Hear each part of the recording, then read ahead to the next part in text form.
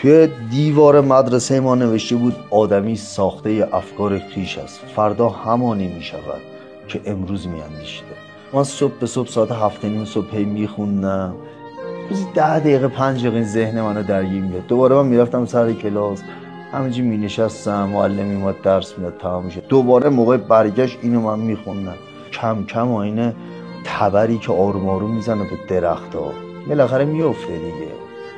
اون داستان این که من قهرمان شدم اون 2 خط.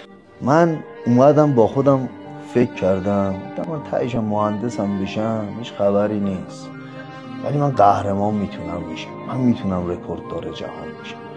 اگه این جمله درست باشه من میشم. من مطمئنم توی جوانان قهرمان بزرگسالان جهان میشم. قانون و قواعد اگه بذاری توی کتاب، توی دفتر، مثلا هیچ جوره من نباید قهرمان جهان میشدم. من نه مربی داشتم، امکانات در سطح کشور نداشتم.